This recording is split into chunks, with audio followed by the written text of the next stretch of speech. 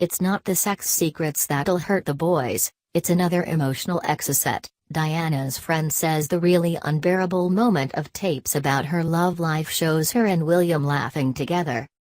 Diana left a hole in my heart when she died. Of course, time has healed it over, but watching Diana, in her own words, allowed grief I had thought long gone to ambush me again. For here on screen was the princess as I knew her, a golden thread that had run through 12 years of my working life as a charity organizer. Based around tapes made by her voice coach, Peter Settilan, the 90-minute film to be shown on Channel 4 tonight is curious but wholly compelling. In front of us, we see Diana living, breathing once again, describing some of the most emotionally painful aspects of her life, her days at school, her love life, her marriage to Prince Charles and its eventual sad collapse. Yes, it has been controversial. Her brother, Earl Spencer, has pleaded with Channel 4 not to broadcast the tapes, describing them in this newspaper as a betrayal of her memory. Many, too, have asked how fair it is that William and Harry should hear their mother's candid discussion of her sex life with their father, or see it broadcast to the nation. And is it not unsettling that she should disclose such things to a professional voice coach, rather than, say, a therapist? Yet it is not the revelations about their parents' love life that will hurt William and Harry most. Instead, it is the moment, about a third of the way through the program, when Diana laughs as William fiddles with the camera, that will be unbearable. For a few seconds, as he makes a brief appearance in the room, you see Mother, and hear the off-camera William, shrieking with laughter together. It's how I remember her. Head thrown back, laughing her head off. Those few precious seconds of shared laughter will remind her sons more viscerally of what they lost on that terrible day 2 decades ago than anything else in this program. It's the emotional Exocet. Everything else is history, in my view, information of national record, but that intimate moment should not have been shared with the world. It made me feel grubby intruding, as I and millions of others will have, into a moment that should have belonged to William and Harry alone. Such intrusion aside, watching it reminded me powerfully of the Diana I knew when we first met, the young woman who had just given birth to William.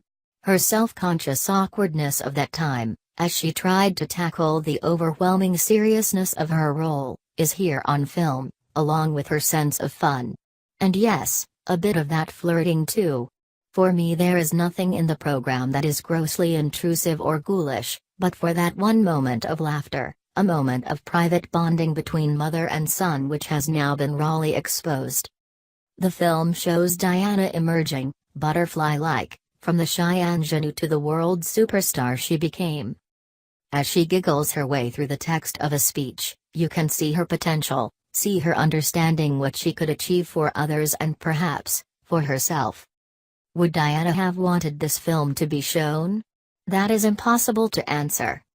For she was the most mercurial of people who could change her mind 3 times before tea time.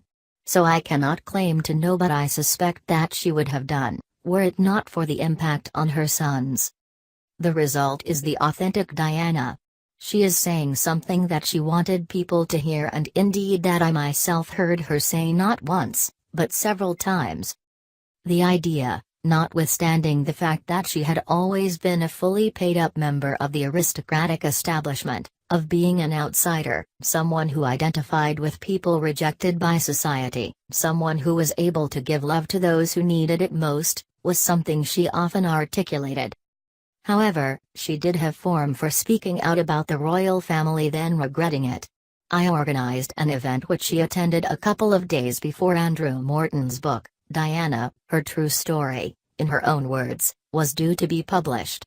Diana was not her usual self. She was jumpy and agitated, knowing as she did what was about to hit the fan. It was clear that she couldn't concentrate on a lot of ladies swigging champagne. But then she met a woman, in a side room, away from cameras, who had had 13 miscarriages. The woman started to tell Diana her story but then fell apart. Diana gathered her up, hugged and comforted her in that unique way of hers. Many of us struggle to know what to say to someone who is hurting. Diana never did. The Morton book was a bombshell, laying bare the casual indifference and cruelty with which she had been treated. And it started a pattern of confiding desperate secrets to the most random outsiders. For in truth, she learned to trust strangers more than those around her. What some may find inexplicable, even astonishing in this documentary, is the degree to which Diana unburdened herself without any apparent hesitation, providing explosive information to someone she hardly knew. This is not out of character, nor is it as reckless as it first appears. There were some people who she wrote to on an almost weekly basis, and they were not the people you might expect. There were the people she'd met whilst they were in hospital, people who had been through trauma or bereavement, people who had been rejected by society. As she says at the beginning of the program, I respected their honesty. She also trusted them completely. From those few letters that have now been discovered, it is clear that their recipients never revealed her secrets. Given the febrile tensions at court, she trusted such people in a way she could not trust those around her. It would not surprise me one bit if, some years from now, a new hoard of letters from Diana, containing equally intimate confidences, were found among the personal possessions of someone very ordinary after their death. Diana was a prolific and accomplished letter writer. By turns funny, perceptive, concerned and gossipy, her letters in that bold hand on blue notepaper or postcards were a treat to receive and read. By the early 90s, Diana was utterly magnificent. She discovered that simply by doing her duty, something that was very important to her, and by doing her job well, she could make the rest of the royal family look as shabby as they deserved to be seen. The Jonathan Dimilby interview with Prince Charles in 1994 unfortunately lit a fuse that led inexorably to her explosive Panorama interview.